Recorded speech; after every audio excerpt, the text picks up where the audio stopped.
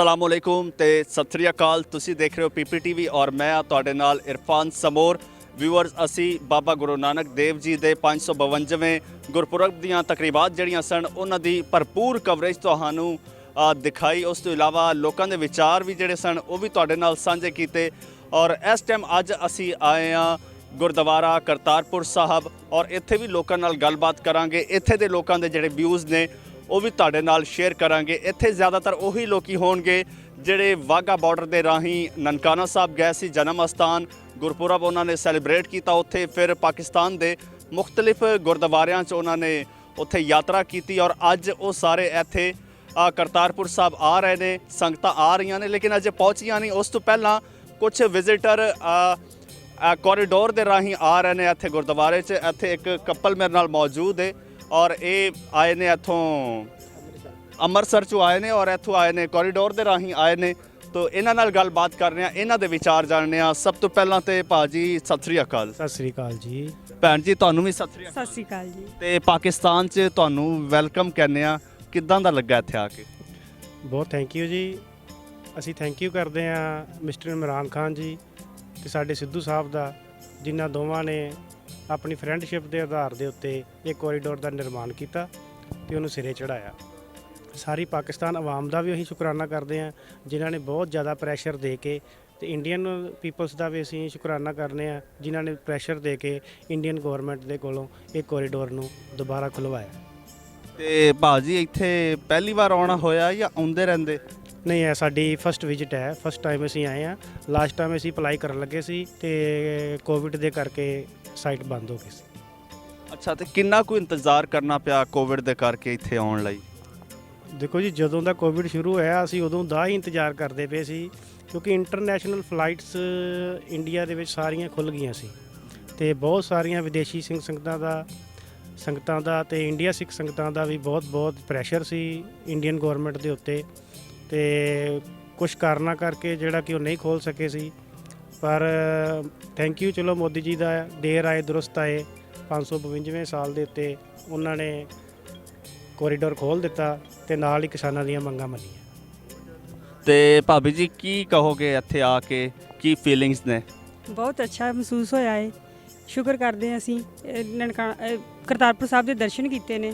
ਬੜੇ ਤਹਿ ਦਿਲੋਂ ਧੰਨਵਾਦ ਕਰਦੇ ਹਾਂ ਇਮਰਾਨ ਖਾਨ ਦਾ ਵੀ, ਜਿਨ੍ਹਾਂ ਨੇ ਸਾਨੂੰ ਇਹ ਦਿਨ ਵਿਖਾਇਆ। ਤੇ ਤੁਹਾਡਾ ਵੀ ਪਹਿਲੀ ਵਾਰ ਆਉਣ ਹੋਇਆ ਇੱਥੇ? ਫਸਟ ਟਾਈਮ ਹੀ ਹੈ, ਪਹਿਲੀ ਵਾਰੀ ਹੈ।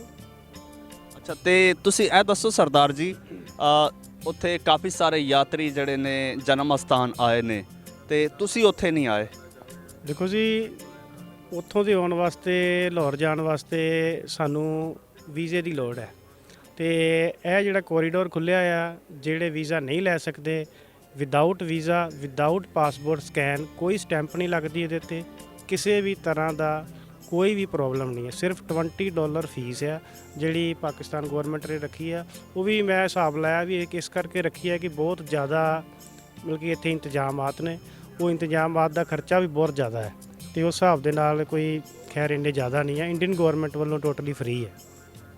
ਤੇ ਤੁਸੀਂ ਜਦੋਂ ਆਏ ਸੀ ਤੇ ਸੋਚਿਆ ਸੀ ਇੱਦਾਂ ਦਾ ਮਾਹੌਲ ਹੋਏਗਾ ਜਿੱਦਾਂ ਦਾ ਨਜ਼ਰ ਆ ਰਿਹਾ ਵਾ? ਨਹੀਂ ਜੀ, ਮੈਨੂੰ ਤਾਂ ਜ਼ਰੂਰਤ ਤੋਂ ਜ਼ਿਆਦਾ ਸਾਰੀ ਪਾਕਿਸਤਾਨੀ ਜਿੰਨੀ ਵੀ ਇਮੀਗ੍ਰੇਸ਼ਨ ਹੈ ਜਾਂ ਪਾਕਿਸਤਾਨੀ ਰੇਂਜਰਸ ਆ ਜਾਂ ਇੱਥੋਂ ਦੀ ਪੁਲਿਸ ਆ ਜਾਂ ਗੁਰਦੁਆਰਾ ਸਾਹਿਬ ਦੇ ਜਿੰਨੇ ਵੀ ਪ੍ਰਬੰਧਕ ਹੈ, ਬਹੁਤ ਹੀ ਜ਼ਿਆਦਾ ਫਰੈਂਡਲੀ ਤੇ ਪਰਿਵਾਰਿਕ ਤੌਰ ਤੇ ਮਿਲਣ ਵਾਲੇ ਇਨਸਾਨ ਲੱਗੇ। ਸਾਨੂੰ ਮਹਿਸੂਸ ਹੀ ਨਹੀਂ ਹੁੰਦਾ ਪਿਆ ਸੀ ਕਿ ਪਾਕਿਸਤਾਨ ਆਏ।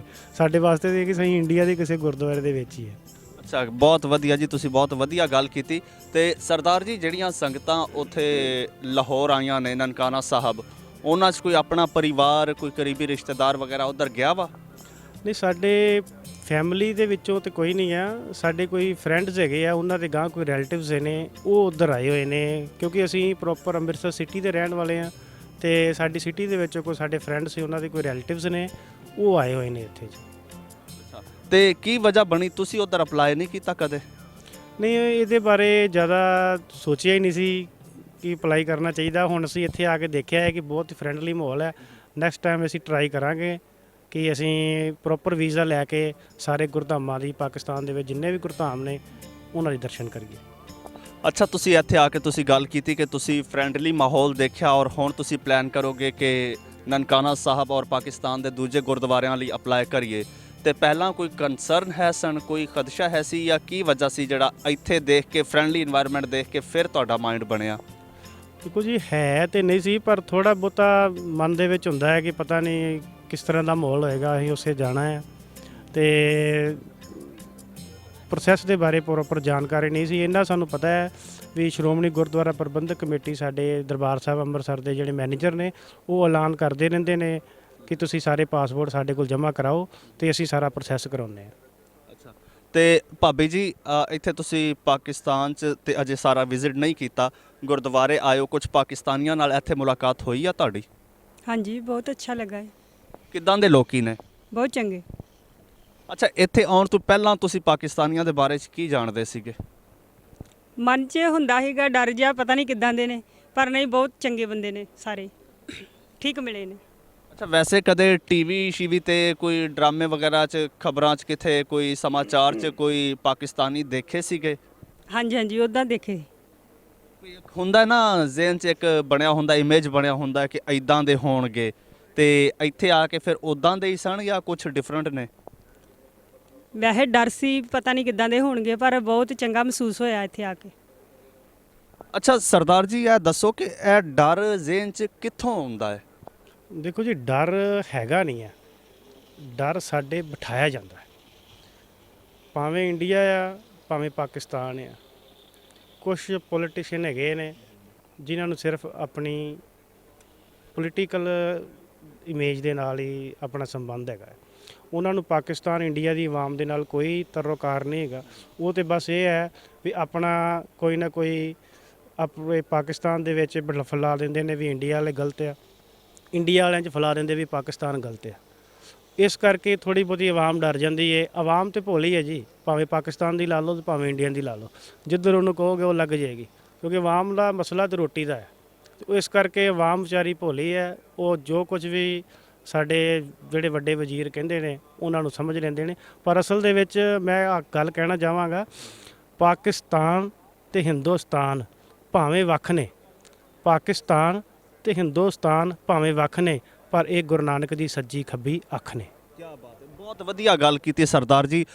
ਤੇ ਤੁਸੀਂ ਹੁਣ ਪਾਕਿਸਤਾਨ ਆ ਗਏ ਹੋ, ਇੱਥੇ ਕਰਤਾਰਪੁਰ ਸਾਹਿਬ ਆ ਗਏ ਹੋ, ਸਾਰਾ এনवायरमेंट ਤੁਸੀਂ ਦੇਖ ਲਿਆ, ਤੁਸੀਂ ਜਿਸ ਤਰ੍ਹਾਂ ਕਿਹਾ ਫਰੈਂਡਲੀ এনवायरमेंट ਹੈ, ਤੇ ਬਹੁਤ ਸਾਰੇ ਲੋਕੀ ਜਿਹਨਾਂ ਦੇ ਮਾਈਂਡ 'ਚ ਇਹ ਡਰ ਹੈਗਾ ਅਜੇ, ਠੀਕ, ਉਹਨਾਂ ਨੂੰ ਕੋਈ ਮੈਸੇਜ ਦੇ ਦਿਓ ਜੋ ਚੀਜ਼ਾਂ ਇੱਥੇ ਤੁਸੀਂ ਦੇਖੀਆਂ ਨੇ।